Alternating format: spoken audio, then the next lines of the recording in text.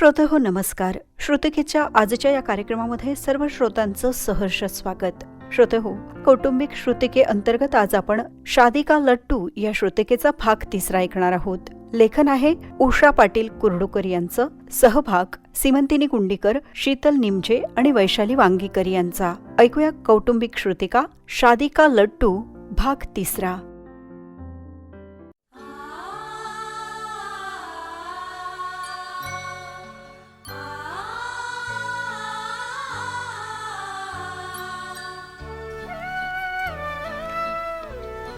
शुभं करोति कल्याणं आरोग्यं धनसंपदा शत्रुबुद्धी विनाशाय दीपक ज्योती नमोस्तुते.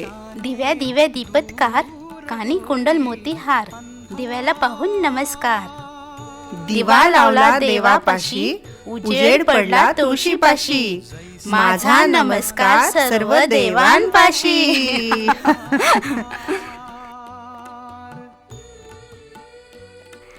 आजी, अजून पाठ आहे बरं का मला. किती वर्षांनी म्हटलं गो शुभं करोती. बाप रे, खरे खरे. अवनी, तुम्ही म्हणजे तू आणि अनिश लहान होतात तेव्हा दोघांना या अशा 2 बाजूंना घेऊन मी बसायची हो ना. शुभं करोती म्हणायला. खरंच ग आजी, किती मस्त वाटायचं ना तेव्हा. अनिश तर असा चुळबुळ करायचं ना, पण त्यानं केलेली ही चुळबुळ मला फार आवडायची. खरे रे बाळा, पंख लावून का काय म्हणतात ना, तसा काळ उडून जातो बघ. अनिश मुंबईत रमला, तूही एक दिवस जाशीलच की नवऱ्याचा हात धरून. आजी, खरं सांगू का ग तुला, काय? मला ना लग्नच करावंसं वाटत नाही ग. अगं आता हे काय खूळ नवीनच. अगं, आपलं हे घर सोडून, तुम्हा सगळ्यांना सोडून ना कुठल्या तरी भलत्याच अनोळखी लोकांच्यात जाऊन राहायचं, दुसऱ्यांच्या घरात राहायची कल्पनाच नकोशी वाटते ग आजी. आणि बघ ना, आपल्या घरच्या जेवणा खाण्याची पद्धत, मोकळेपणा, हे सगळं मिस्तर होईलच ना, अशी भीती वाटते ग मला. खरंय ग, एवढं घाबरायचं नाही बाळा. अशी भीती नाही वाटून घ्यायची. अगं, तू म्हणतेस ते खरंय. ही अशी हुरहुर ना प्रत्येक बाई माणसाच्या मनात असतेच बघ. हो ना. पण बघ ना, मी तुला किती आपली वाटते ना. हो ना. आईवर तो केवढा जीव आहे तुझा. पण बेटा, कधीतरी मीही बाहेरूनच आलेली आहे ना या घरात. हो ना. हो की नाही? हो. आणि तुझी आई सुद्धा हो. दुसऱ्या घरातूनच आली आहे ना इथे. पण मी काय आणि तुझी आई काय, आपापले संसार आम्ही फुलवलेच ना. होय. रमलोच ना आपल्या घरात. अगं, तुझा बाबा अविनाश, माझा एकुलता एक मुलगा, त्याला मोठं करायचा केवढा मोठा आनंद मिळाला मला, काय सांगू. आणि आता तुम्ही दोघे जण, अनिश आणि तू. होय. अगं, तुमच्याकडे पाहून किती समाधान वाटतं मला. मी शब्दात नाही सांगू शकत सगळं बाळा. तुम्ही दोघं म्हणजे दुधावरची सायच जणू. तू म्हणतेस ते पटते ग मला आजी. पण आजी, तुझा काळ, आईचा काळ फारच वेगळा होता आणि आत्ताचा काळ फारच वेगळा आहे ग. बघ ना, किती प्रचंड तणावाचं, धावपळीचं झालं आमचं लाईफ. सकाळपासून रात्रीपर्यंत लॅपटॉपची खडखड, तोंडाने करावयाची बडबड, आणि वरून तर बॉसची तडतड. संसार बिनसाराला काय इथे स्कोप आहे का ग? ऑफिसला जाताना ऊस आणि परत येताना चरकातून पिळून काढलेल्या चोयट्या, अशी आमची स्थिती झाली बघ. तुझ्या वेळचं स्वप्नाळू जग राहिलं नाही ग आजी आता. अरे बाप रे, घनघोर चर्चा चालली आहे अगदी. पण कशाबद्दल अवनीबाई, काय झालंय? अगं, काही नाही. आधुनिक काळातील जीवन आणि लग्नावर होणारा त्याचा परिणाम, हा असा अत्यंत स्फोटक विषय आज चर्चेला घेतलेला आहे बरं का. बरं. या प्रियाबाई, या तुम्ही या आमच्या या चर्चेत. नक्की नक्की. अरे बाप रे, पण फारच महत्वाचा विषय घेतलाय मॅडमनी आज. मग काय वाटलं तुला? मी आपली आतच जाते बाई, तुम्ही करा चर्चा. वा, हे बरं आहे. जेव्हा खरंच गरज असते तेव्हा पळून जायचं. लग्न कर म्हणतेस ना, मग सांग, how to manage married life with all this things. बघावनी, शांतपणा आणि प्रॉपर प्लॅनिंगची सवय लाव आणि बघ कामाचा लोड कितीही असला ना तरी धावपळ होणारच नाही. काही काय ग आई, कामनेस काय कामनेस, आम्ही काय संत महात्मे लागून गेलो की काय?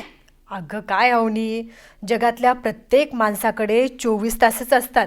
पण कितीतरी अशी उदाहरणं सापडतील बघ तुला, ज्यात उत्कृष्ट करिअर आणि उत्तम घर चालवून दाखवलेलं आहे बघ त्यांनी. आणि तुम्ही आजची मुलं खूपच जास्त आरडाओरडा करतात बघ कामाचा.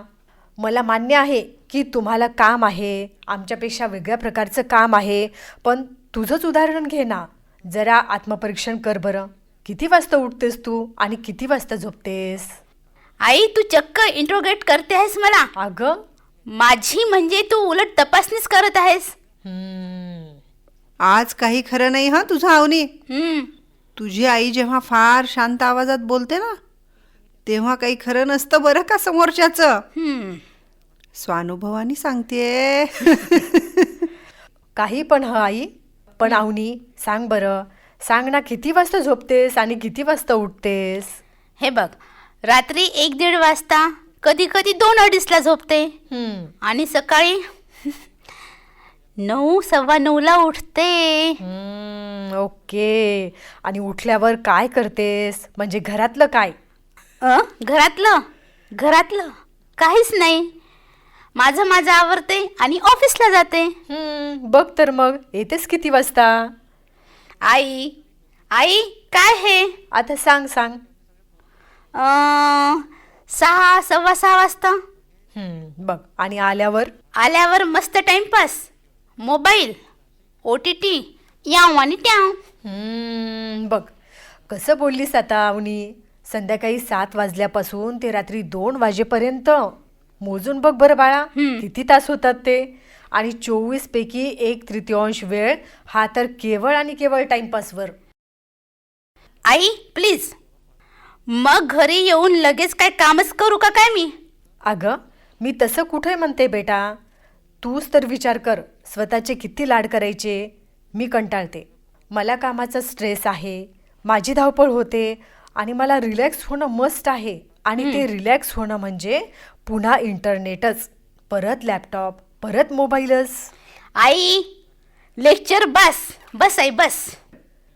नाही अवनी, कधीतरी यावर बोलणं झालंच पाहिजे बरं का. कारण तरुण वयात काम केलंच पाहिजे, अगदी झोकून देऊन केलं पाहिजे बघ. मान्य आहे का नाही तुला? पण त्याशिवायचा जो वेळ असतो ना बेटा, तो नीट प्लॅन केला तर आपण भरपूर काही करू शकतो अगं. त्यासाठी बघ अवनी, आपणच आपलं वॉचमॅन झालं पाहिजे. कुठे वेळ वाया जात नाही ना, ते आपण आपलंच पाहिलं पाहिजे. मग घर संसार चालवणं तुम्ही समजता तेवढं अजिबात अवघड नाही बघ. वेळ नाही ही ओरड बंद कर बेटा आता. बाप रे प्रियाबाई, काय आज झालंय काय तुम्हाला? एका दमात एवढं? मग काय करू आई, या वेडोबाला समजावून सांगितलंच पाहिजे कधी ना कधी तरी बघ. आणि उद्या हिलाही मुलं होतील, त्यांना नीट वळण लावायला आधी हिला तर लागलं पाहिजे ना. खरे ग तुझं. आई तू थेट मुलांपर्यंत काय पोहोचतेस ग? मी आणि प्रथम अजून भेटलोही नाही, एकमेकांना नीट ओळखत पण नाही. बरं, आणि तू चक्क मुलांपर्यंत काय पोहोचलीस? अगं पोहोचू दे तिला मुलांपर्यंत. प्रत्यक्षात कधी बघायला मिळणार ते देवालाच माहिती ग बाई. बोलण्यातून तरी निदान ऐकू दे पतवंडांबद्दल काहीतरी. आजी तू पण अरे कोणीतरी घ्या रे बाजू माझी. अनिश असला असता ना. अनिश ये रे भावा, या 2 बायका बघ मला त्रास देत आहेत नुसत्या. बरी सापडली आहेस आज तू तावडीत. आज तुझा तारणहार बाबाही नाही आणि अनिशही नाही. खरंय बघा. बाय द वे आई, बाबा कधी येणार आहे टूरवरून? अगं परवा येतील बाबा. ओके.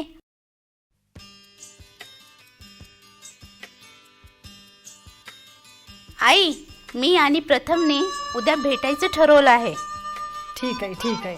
आता एक काम करावनी, म्हणजे मला असं वाटते आतापर्यंत तुमच्या 2-4 ज्या काही भेटी झाल्यात ना, त्याचा ना आज नीट रिकॅप कर. त्या भेटीचा विचार कर, काय पटलं काय खटकलं ते वेगळं काढ. आणि खटकलं त्यावर शांतपणे प्रथमशी बोलायचं. मला वाटतं उद्या तुम्ही फायनली ठरवावं की पुढे जायचं की जायचं नाही ते. खरंय ग प्रिया, तू म्हणतेस ते खरंय बरं का. बरोबर आहे का नाही? मी एकच सांगते हा आवनी, हम्म, शेंगदाणे निवडावेत माणसानं, टर्फला कुस्करत बसू नये ग. हो ना, निर्णय तर घेतलाच पाहिजे. हम्म. क्या करे, नाईलाज को क्या इलाज. ठीक आहे आवनी, उद्या काय आहे ते बोला, ठरवा. हो नाही जे असेल ते. तुमचं हो असेल तर आम्ही प्रथमच्या आईवडिलांना भेटून घेऊ बघ, आणि दिलीप काकांना बाबा निरोप देतीलच तसा. आई आई चिल चिल. अरे अशी घाई करू नकोस ग बाई, थोडं आरामात घे ना हे सगळं. बरं बाई बरं, पुढचं पुढं. चला प्रियाबाई, कामं पडली आहेत खंडीभर, उठा आता इथून. मला दे ग भाजी बिजी काही असेल तर, देते निवडून हा मी. आज भाजी बिजी काही नाही. आपल्या मराठवाड्याची राष्ट्रीय डिश म्हणजे पिठलं आणि भाकरी करणार आहे मी. बरं, वा छान. अगं आवनी, तेवढी माझी शाल दे बरं बाळा. आजकाल रात्री खूपच थंडी पडते ग. हे घे आजी घे. आई पिठलं मस्त झालं होतं ग. वा छान. हो, मी जरा जास्तच जेवले बाई. आता एवढी सिरियल पाहून मी झोपणार आहे बाई आता. गुड नाईट आजी, मी पण चालले झोपायला. Good night, good night.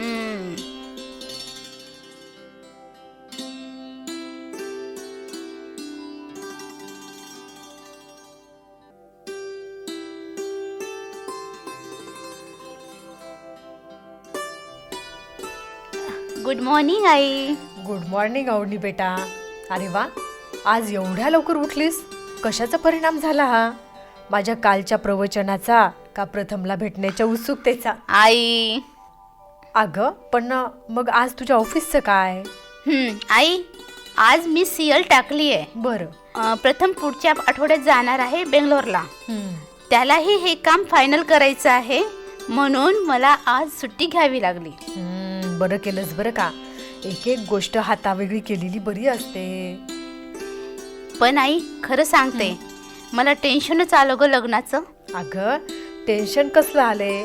Tension घेऊ नकोस बेटा, सगळं छान होईल, बघशीलच तू. आणि हे बघ, तुमचं काहीही ठरलं, अगदी काहीही तरीही मला फोन कर हं बाळा. नीट शांतपणे ठरवा सगळं. हो आई, शांतपणे ठरवते आणि शांतपणे फोन करते.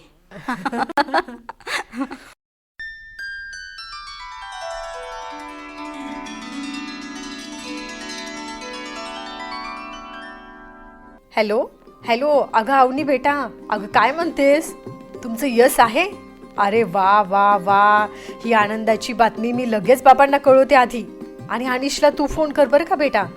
अगं हो हो, आजीलाही सांगते बाळा. आधी मला देवापुढे साखर ठेवते. हो हो, सावकाश ये, खुशाल राहा बेटा, आनंदात असा. अगं आवनी, अगं आजकालच्या तुमच्या त्या तरुणाईच्या भाषेत एक सेल्फी का काय तो म्हणतात ना, तो काढा दोघांचा आणि शेअर करा मला आणि बाबांना. अगं लगेच पाठवते आई.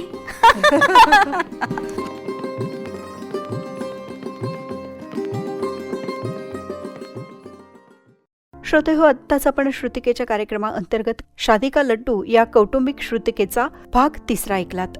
लेखन होतं उषा पाटील कुर्डुकर यांचं, तर सहभाग होता सीमंतिनी कुंडीकर, शीतल निमजे आणि वैशाली वांगीकर यांचा. वेळ झाली आहे कार्यक्रमामधून आपणा सर्वांचा निरोप घेण्याची, तेव्हा सकारात्मकतेची कास धरा, आरोग्याची काळजी घ्या, सुरक्षित राहा या नोटसह आम्ही आजच्या या कार्यक्रमामधून आपणा सर्वांचा निरोप घेत आहोत. पुन्हा भेटूया अशाच माहितीपूर्ण मनोरंजक कार्यक्रमासह. तोपर्यंत नमस्कार.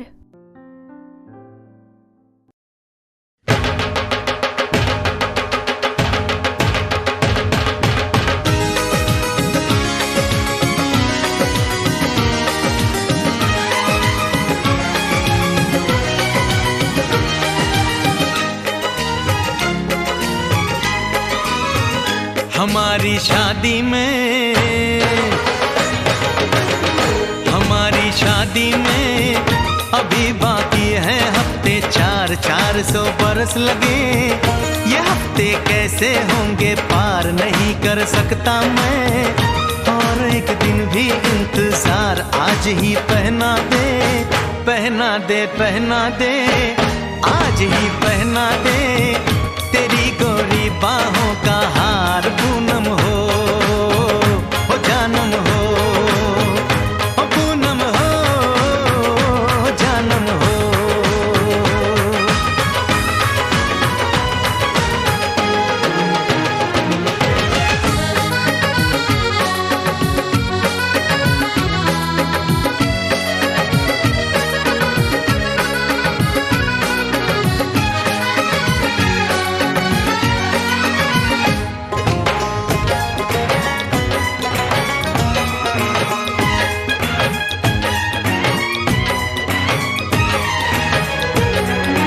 नीचे जो देखूं तो ओशन ही ओशन है, ऊपर जो देखूं तो तू आकाश में रोशन है।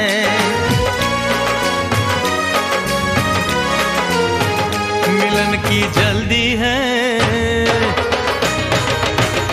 मिलन की जल्दी है, प्लेन की धीमी है रफ्तार, मेरा बस चले तो मैं तू उसकी छत पे प्लेन उतार, मजे ससुराल के लूं, महीना पूरा वहाँ गुजार, उसे लेकर लौटूं, संग लेकर लौटूं, उसे लेकर लौटूं, मैं जिसका इकलौता हकदार, पूनम हो जानम हो, पूनम हो जानम हो।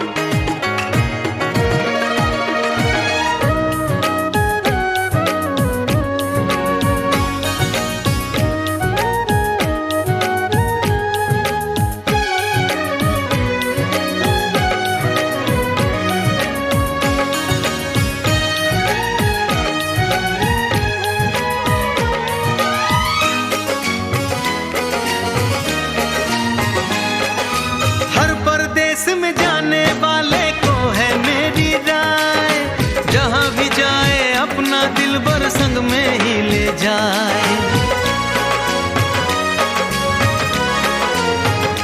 दूरी एक पल की, ओ दूरी एक पल की, मुझसे अब तो सही न जाए, काश किस्मत मेरी मेरा थोड़ा सा साथ निभाए, मुझसे मिलने को वो दिल्ली एयरपोर्ट पे आए, उसको देखते ही अचानक देखते ही, उसको देखते ही मेरा दिल जोरों से चिल्लाए, हो पूनम हो जानम हो, पूनम हो जानम हो।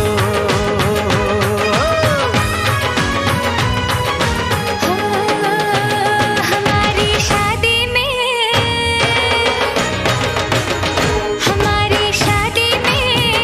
अभी बाकी है हफ्ते 4 महीने बीत गए, ये दिन भी हो जाएंगे पार, न फिर तरसाऊंगी और करवा के इंतजार, मैं यूं पहना दूंगी, ऐसे पहना दूंगी, हक से पहना दूंगी तुम्हें अपनी बाहों का हार, साजन हो ओ बालम हो, ओ साजन हो बालम हो।